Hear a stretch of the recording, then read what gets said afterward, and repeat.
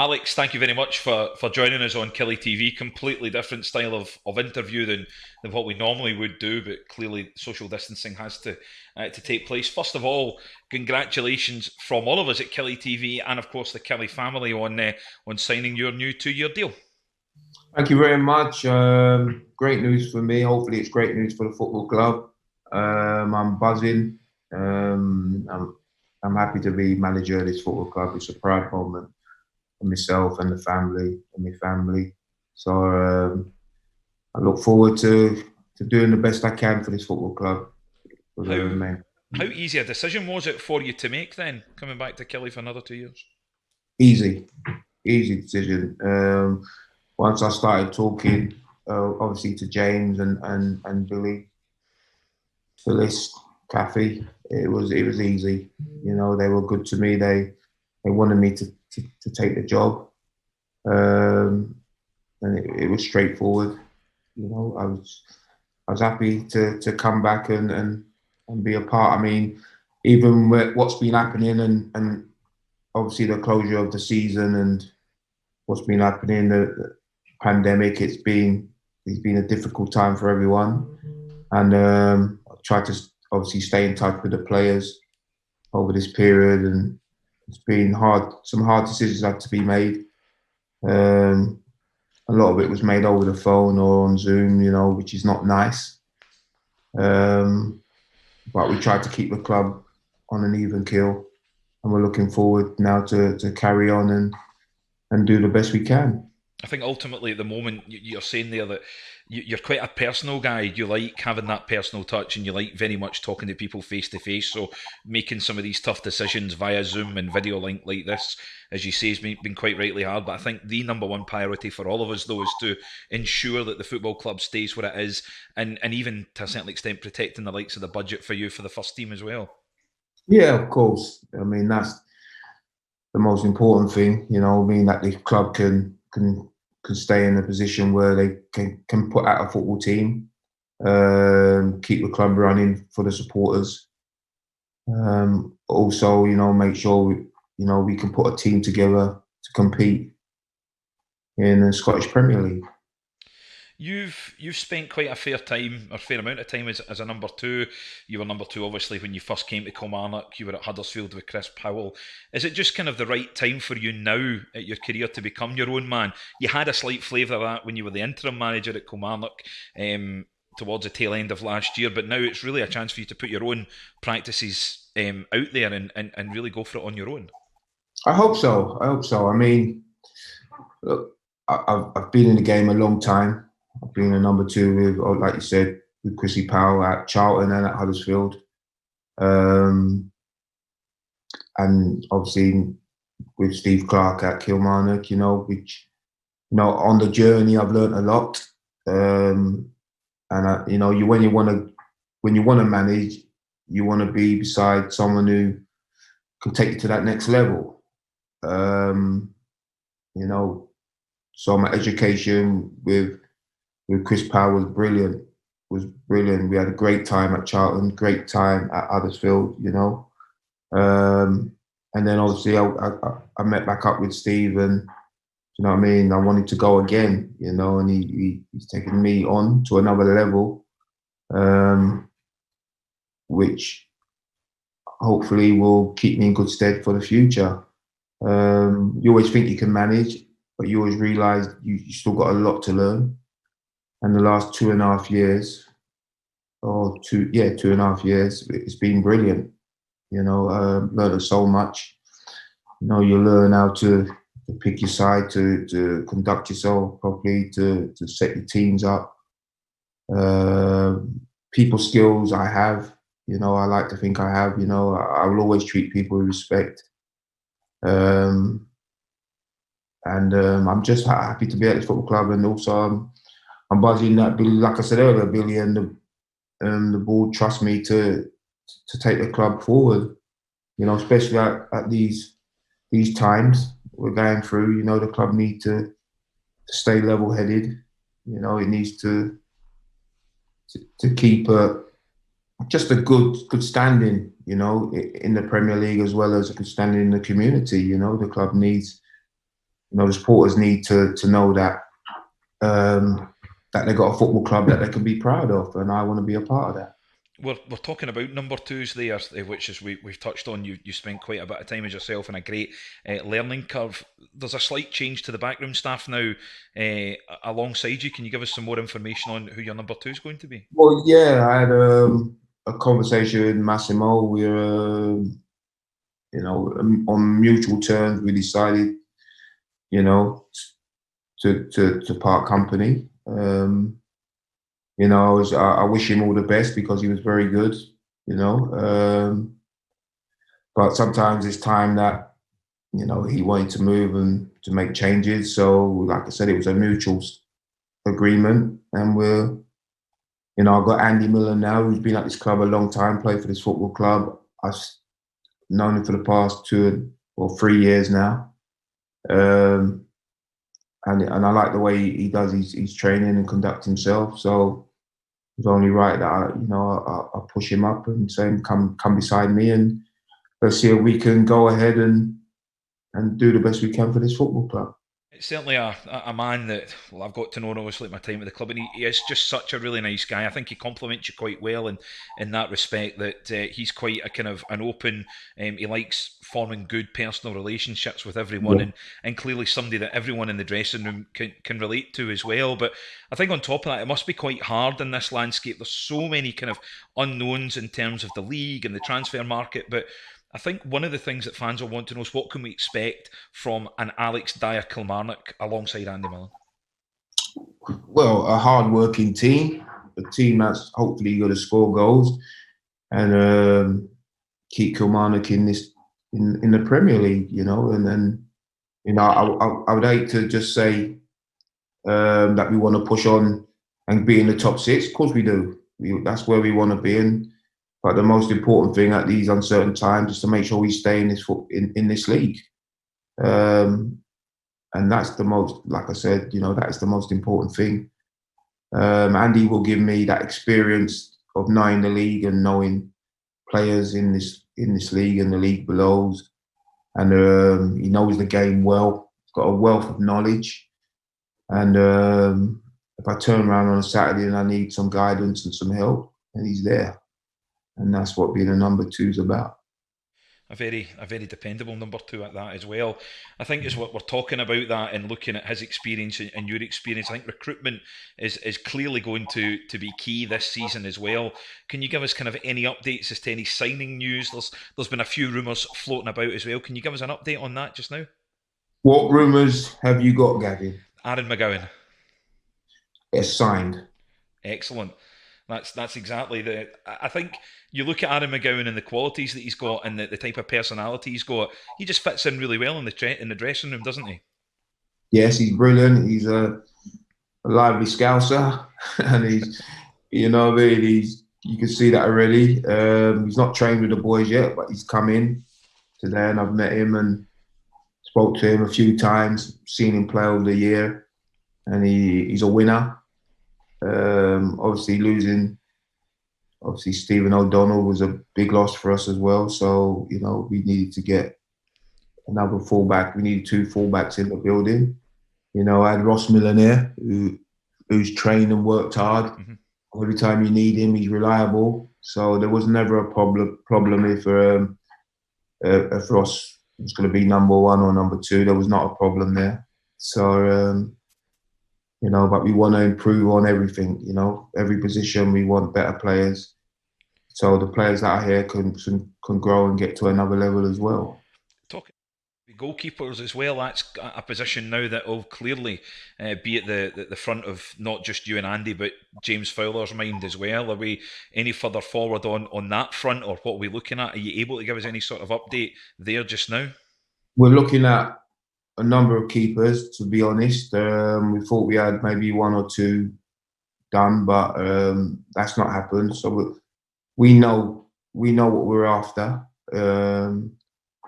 Hopefully in the next couple of days we should know a little bit more, but we will get a good keeper in the building. With Tomo and James, they'll be out there looking.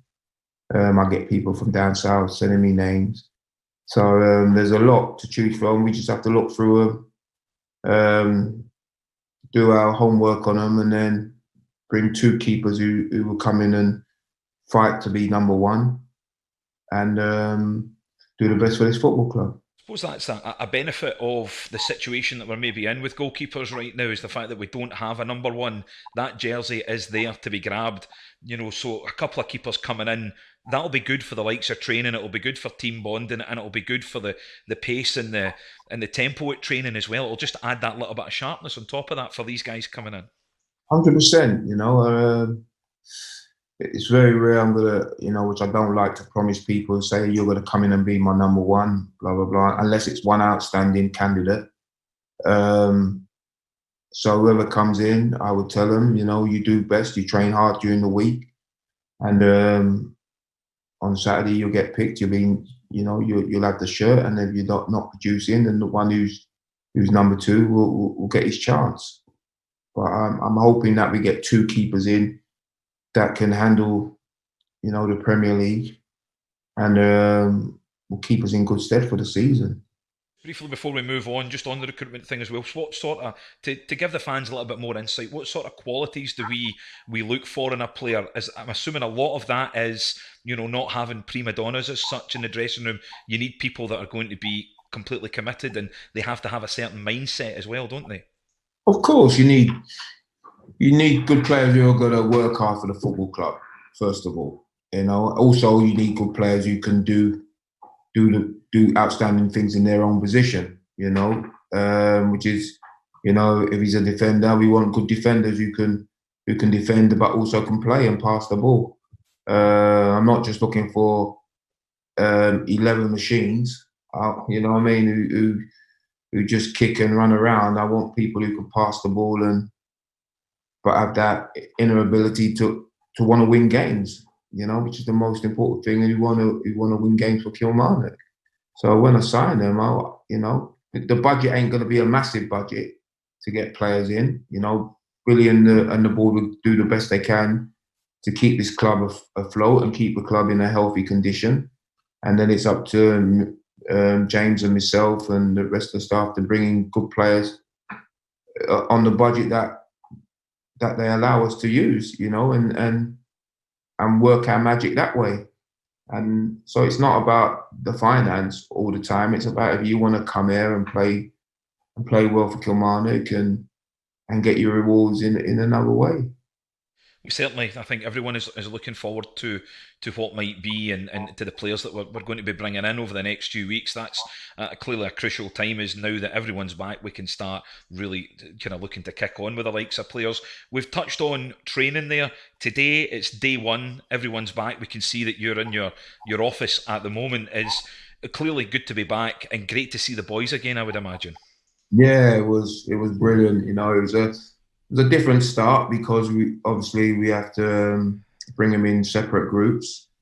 So we did 3 groups today, small groups, still respecting the law of the land, distance training, But it went well. We organised ourselves, as coaches. We know what we're doing, and the boys had a good session today for their first day back. We'll see how they are tomorrow, and we train again tomorrow. And we look forward to train all week and see where that takes us. Can you give us a flavour of just how training's looking? Because, like you say there, the laws of the land at the moment with social distancing and things like that. And on top of that, what for the likes of testing coming in, how different is it now compared to what a normal training day? The boys would swipe in the dressing room door, they would come in, they would have a bit of banter, the music would be on. So how different is the whole training experience just now? Well, it's different because they drive in, they park at the back of the stand. They come through a thermal camera where they come through and they take their temperature. Funny way, it didn't take mine this morning. Gave me a little bit of bother, but we got it done in the end. But the boys come through, take the temperature. Everyone was good this morning, clear. There was no one above 37. Came in.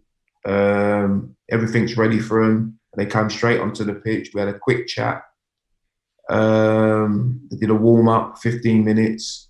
Then we did a session for the next 45 minutes, and then everyone picked up their stuff and they were away. We were only allowed to train for an hour or so, and then everyone's out the building, and then the next group comes in.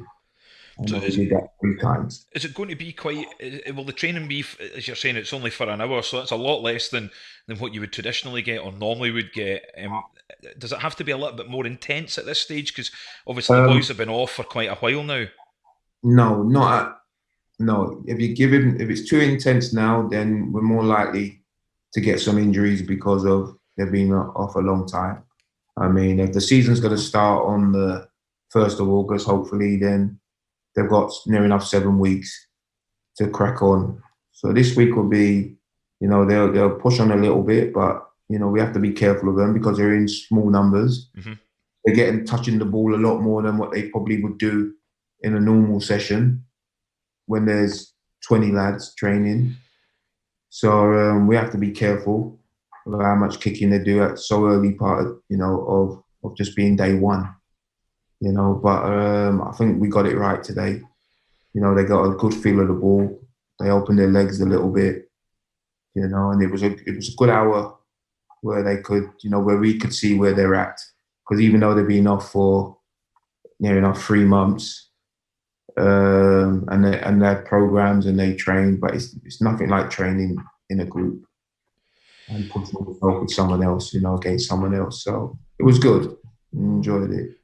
You're quite happy in essence then with how the boys have come back with their fitness, and it's maybe not as traditional pre-season would be. They're maybe a bit fitter than you would have expected. Is that fair to say? Yeah, I mean, but they came back. It's not the boys these days. They look after their body.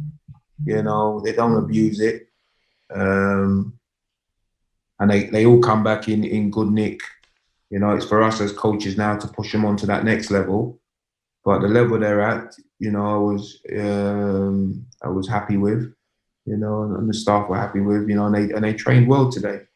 For the first day, they trained very well. Like I said, we can step it up a little bit tomorrow, and then we take it from there really, and then we see how they are on the third day.